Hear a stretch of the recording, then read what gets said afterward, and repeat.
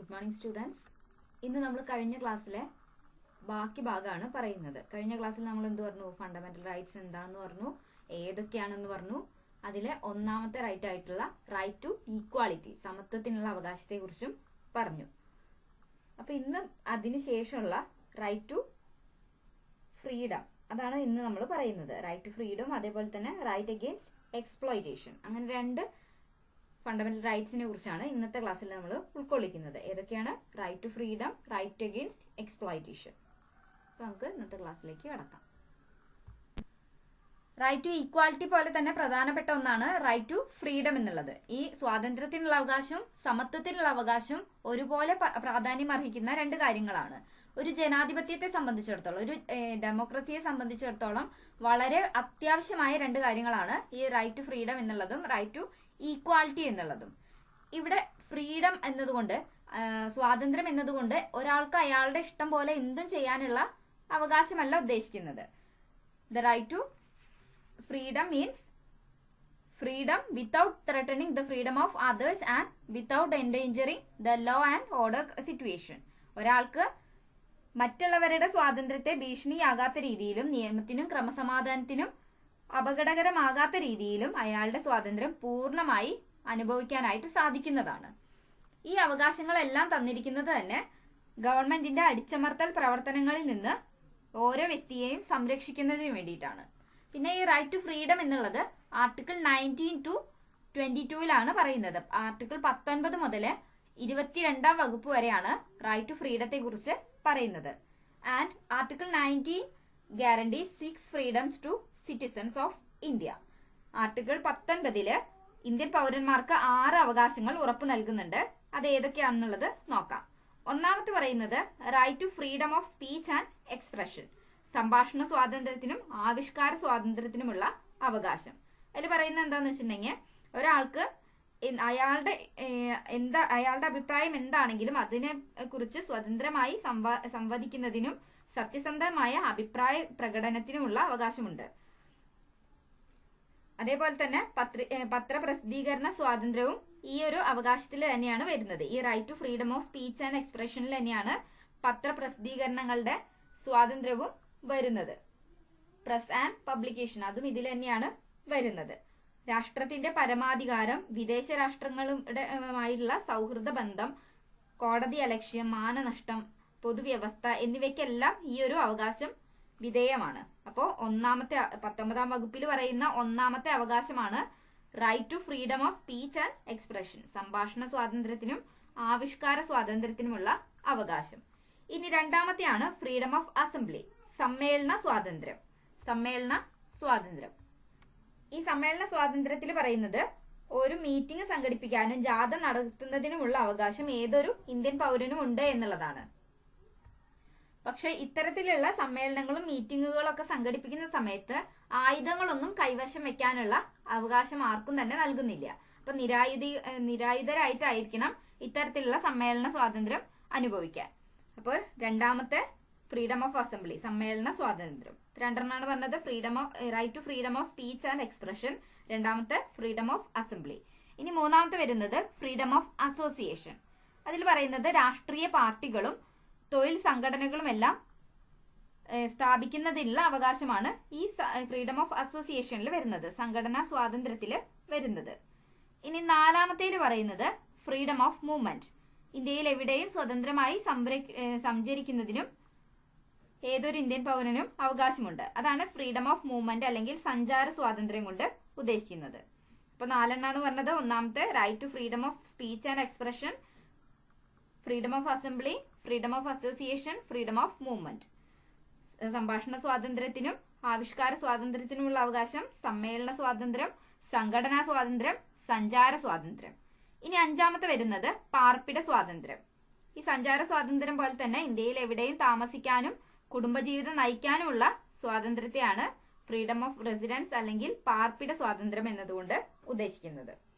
ഇനി ആറാമത്തെ freedom of profession, occupation, trade or business, തൊഴിൽ, വ്യാപാരം, വാണിജ്യം, വ്യവസായം എന്നിവയ്ക്കുള്ള സ്വാതന്ത്ര്യം. അതായത് ഒരാൾക്ക് അയാളുടെ താല്പര്യത്തിനനുസരിച്ച് ഇഷ്ടമുള്ള തൊഴിൽ ചെയ്യാനും വ്യാപാരത്തിലോ വാണിജ്യത്തിലോ വ്യവസായത്തിലോ ഏർപ്പെടുന്നതിനുമുള്ള അവകാശമാണ് ഈ freedom of profession, occupation, trade or business എന്നതുകൊണ്ട് ഉദ്ദേശിക്കുന്നത്. അപ്പോ 19ാം വകുപ്പില് 19th ആർട്ടിക്കിളില് 6 ഫ്രീഡംസ് ആണ് വരുന്നത്, 6 അവകാശങ്ങളാണ് വരുന്നത്. ഏതൊക്കെയാണ്? Right to freedom of speech and expression, സംഭാഷണ സ്വാതന്ത്ര്യത്തിനും ആവിഷ്കാര സ്വാതന്ത്ര്യത്തിനുമുള്ള അവകാശം. രണ്ടാമത്തെ ഫ്രീഡം ഓഫ് അസംബ്ലി, സമ്മേളന സ്വാതന്ത്ര്യം. മൂന്നാമത്തെ ഫ്രീഡം ഓഫ് അസോസിയേഷൻ, സംഘടനാ സ്വാതന്ത്ര്യം. നാലാമത്തെ ഫ്രീഡം ഓഫ് മൂവ്മെന്റ്, സഞ്ചാര സ്വാതന്ത്ര്യം. അഞ്ചാമത്തെ ഫ്രീഡം ഓഫ് റെസിഡൻസ്, പാർപ്പിട സ്വാതന്ത്ര്യം. ആറാമത്തെ freedom of profession, occupation, trade or business, തൊഴിൽ, വ്യാപാരം, വാണിജ്യം, വ്യവസായം എന്നിവയ്ക്കുള്ള സ്വാതന്ത്ര്യം. അതാണ് 19ാം ആർട്ടിക്കിളില്.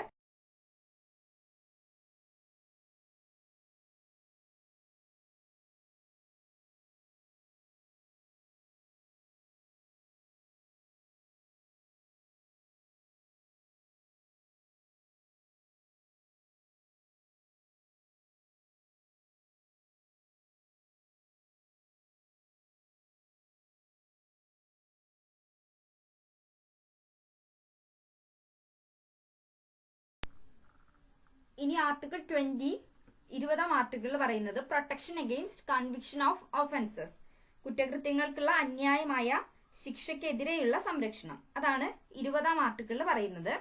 അതായത് കാര്യകാരണങ്ങൾ നോക്കാതെയും അന്യായമായും ആരെയും ശിക്ഷിക്കാനായിട്ട് പാടില്ല എന്നുള്ളതാണ് 20ാം ആർട്ടിക്കിളിൽ പറയുന്നത്. Article 20 of constitution guarantees protection against arbitrary and excessive punishment to any person who commit an offence.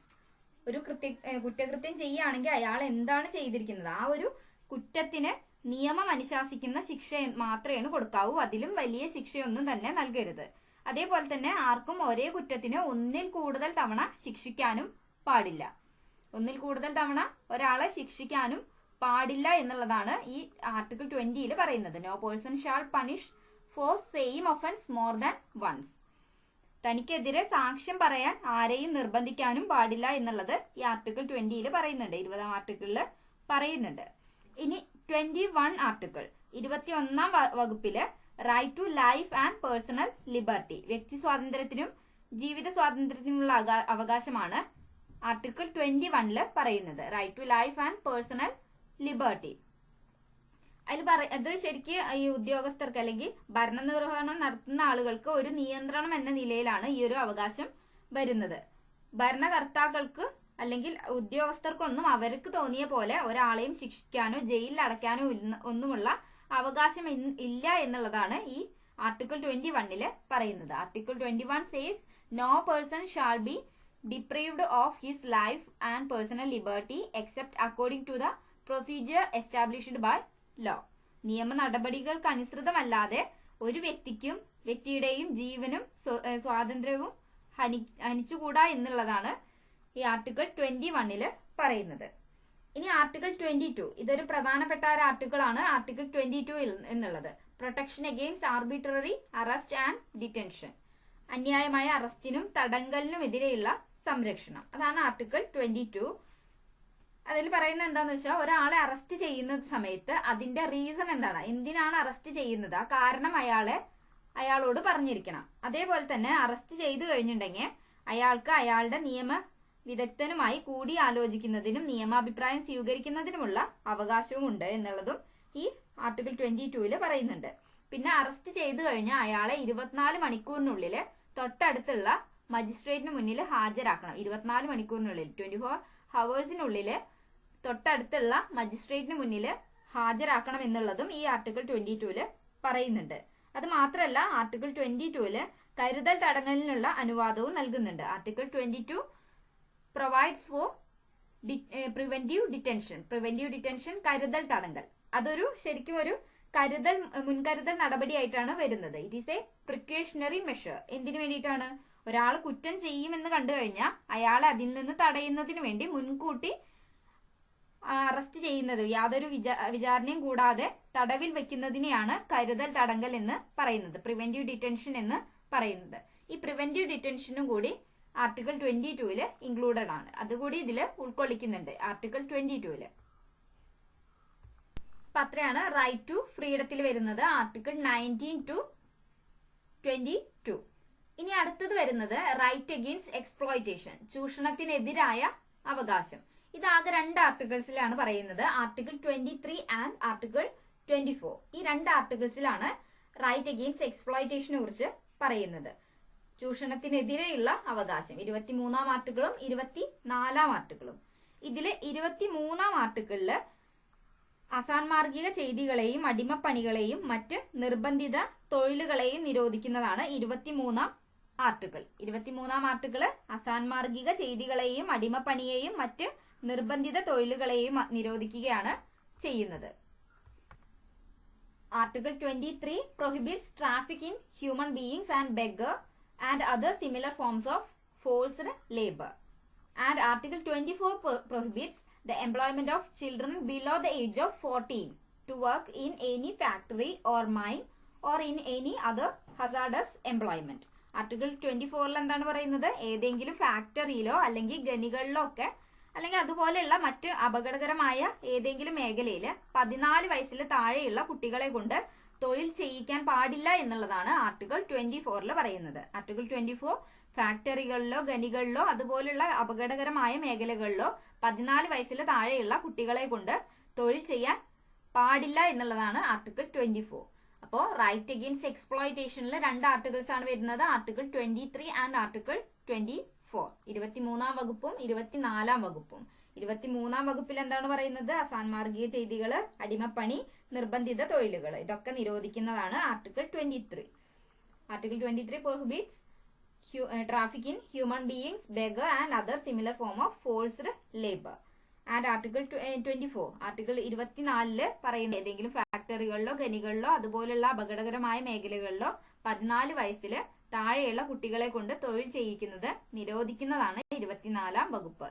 Article 24 prohibits the employment of children below the age of 14 to work in any factory, mine or any other hazardous employment. അപ്പോൾ ഈ 2 അവകാശങ്ങളെ കുറിച്ചാണ് നമുക്ക് ഇന്ന് പറയാനുള്ളത്. നമ്മളിന്ന് 2 പറഞ്ഞത്, right to freedom and right against exploitation. സ്വാതന്ത്ര്യത്തിനുള്ള അവകാശത്തെക്കുറിച്ചും ചൂഷണത്തിനെതിരെയുള്ള അവകാശത്തെക്കുറിച്ചുമാണ് ഇന്ന് നമ്മൾ പറഞ്ഞത്. അപ്പോൾ എല്ലാവരും ലെക്ചർ നോട്ട് എഴുതിയെടുക്കുക. എന്തെങ്കിലും ഡൗട്ട് ഉണ്ടെങ്കിൽ നിങ്ങൾക്ക് വിളിക്കാം. താങ്ക്